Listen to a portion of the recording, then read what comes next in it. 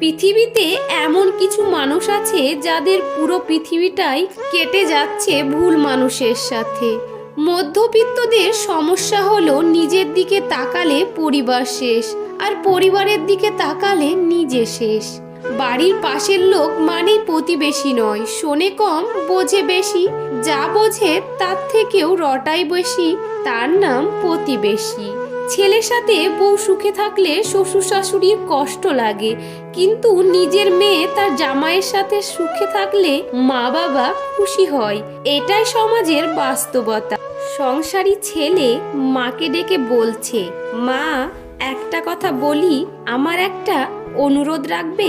মা, তুই চাইলে আমি কি না করতে পারি, তোর সব কথা আমি রাখবো। তোমার বৌমা বলছিল তোমার তো বয়স হয়েছে, এখন তো তোমার শরীরের একটু বিশ্রাম প্রয়োজন। আর এই বাড়িটা তো খুব একটা ভালো না, ছোট, ঘুপচি, তোমার কাশিটাও বেড়ে গেছে, আরও তো ডায়াবেটিস আছেই, হার্টের সমস্যা, হাড়ের সমস্যা, আরও কত কি। মা, হ্যাঁ রে, মনে হয় আর বেশি দিন। থামো তোমার সব সময় দেখাশোনার জন্য কাউকে রাখতে হবে।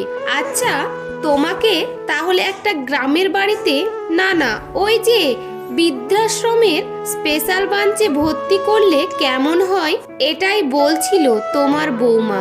ওখানে অনেকে, মা এটাই আমাদের অনুরোধ ছিল। আচ্ছা, তুই চাইলে তাই হবে। থ্যাঙ্কস মা। আচ্ছা, কালকে বিকালেই কিন্তু তাহলে ওখানে যাচ্ছ, তোমার ব্যাগ গুছিয়ে রাখবে। পরের দিন অস্বস্তিকর জ্যামে আটকে আছে মা ছেলে। নীরবতা ভাঙলেন মা। বাবা, ওখানে আমাকে দেখতে যাবি তো? পারলে একটা ফোন কিনে দিস আমাকে। ছেলে হাসলো। মা, তুমি ফোন দিয়ে কি করবে?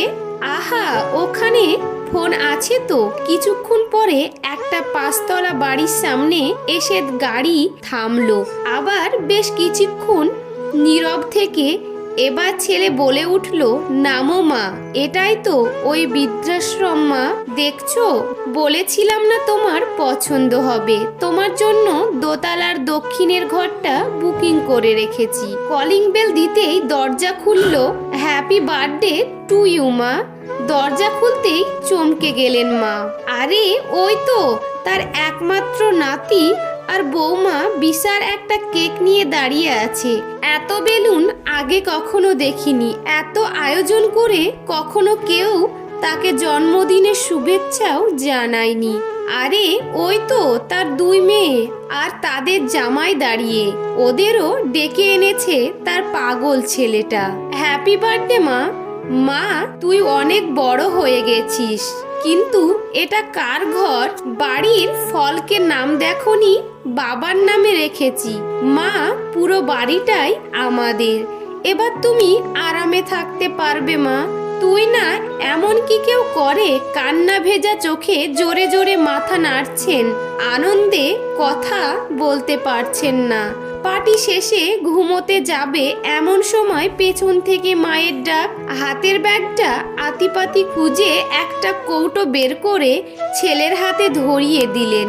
নে, এটার আর দরকার হবে না, ইঁদুরের বিষ। চিন্তা করেছিলাম যদি বৃদ্ধাশ্রমে রেখে আসিস তাহলে সেই দিনই খেয়ে নেব। ধুর মা, কি যে বলো। এটাই তো সেসব আমি কাল রাতেই পাল্টে তোমার ক্যালসিয়ামের ওষুধ ভরে রেখেছি, তুমি ঘুমাও। মহারাজ আর কিছুই চাওয়ার নেই। আর কিছু না হোক, তার ছেলেকে অন্তত মানুষ করতে পেরেছে সে। যাক, আজকের ঘুমটা সত্যি আরামের হবে, ঘুমের ওষুধ খেতে হবে না। মোমবাতি হওয়া সহজ কাজ নয়। আলো দেওয়ার জন্য প্রথমে নিজেকে পুড়তে হয়। বাপের টাকায় বিদেশ যাও, বউয়ের নামে টাকা পাঠাও, দেশে এসে দেখতে পাও বউ বাইছে অন্য নাও। এই নিয়ে যদি কথা কও, নির্যাতনের মামলা খাও। রাগে যদি মরতে যাও, জীবনটা যাবে ফাও ফাও। তাই সৎ পথে করিও ভবন, যদিও হয় দেরি। অসৎ নারী করিও না বিয়ে, যদিও হয় সে পরী। কি অদ্ভুত, কারো সুখ দেখলে খুশির বদলে আফসোস হয়, কেউ বিপদে পড়লে সমবেদনা থেকে সমালোচনার বেশি হয়। নিজেকে এমনভাবে প্রতিষ্ঠিত করো যেন একদিন এটা বলতে পারি, মা তোমার যেটা পছন্দ কিনে নাও, টাকা আমি দেব। পৃথিবীর নিষ্ঠুরতম সত্য হলো আপনার উপকারের কথা মানুষ বেশি দিন মনে রাখবে না।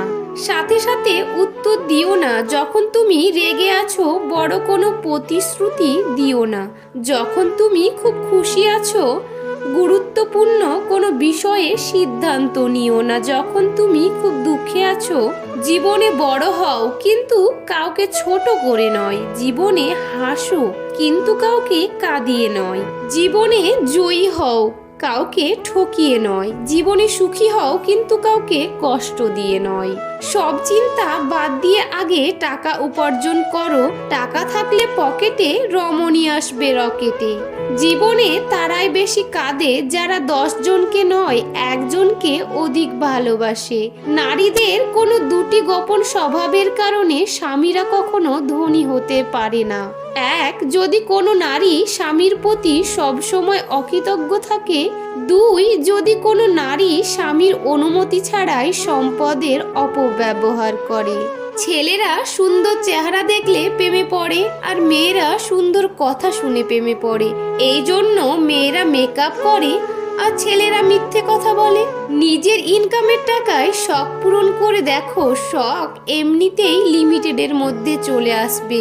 সিদ্ধান্ত ভালোবাসার আগে নিতে হয়, ভালোবাসার পর নিতে হয় দায়িত্ব। কি অদ্ভুত না? ভাগ্য সাথী নয় তবুও মুখ ফিরিয়ে নেওয়া, বুদ্ধি লোহা নয় তবুও জং লেগে যায়। আত্মসম্মান শরীর নয় তবুও আঘাত লাগে। মানুষ আবহাওয়া নয় তবুও বদলে যায়। ধীরে বলুন, শান্তি পাবেন। অহংকার ছাড়ুন, সম্মান পাবেন। ভক্তি করুন, মুক্তি পাবেন। বিচার করুন, জ্ঞান মিলবে। সেবা করুন, শান্তি পাবেন। সন্তুষ্ট থাকুন, সুখ পাবেন। যে দেশে জুতো বিক্রি হয় এসি রুমে আর বই বিক্রি হয় রাস্তার ফুটপাতে, সে দেশে দুর্নীতিবাজ থাকবে 5 তলায় আর গুণীজন থাকবে গাছতলায়। এটাই স্বাভাবিক। বয়স 80 হোক বা 12-13, সম্মান তাকেই করো যার আচরণ ভালো। যেখানে আপনার গুরুত্ব নেই সেখানে যাওয়া বন্ধ করে দিন।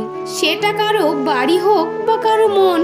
রূপের অহংকার, টাকার অহংকার, কিসের এত অহংকার? অহংকার করা স্রষ্টাকে মানায়, সৃষ্টিকে নয়।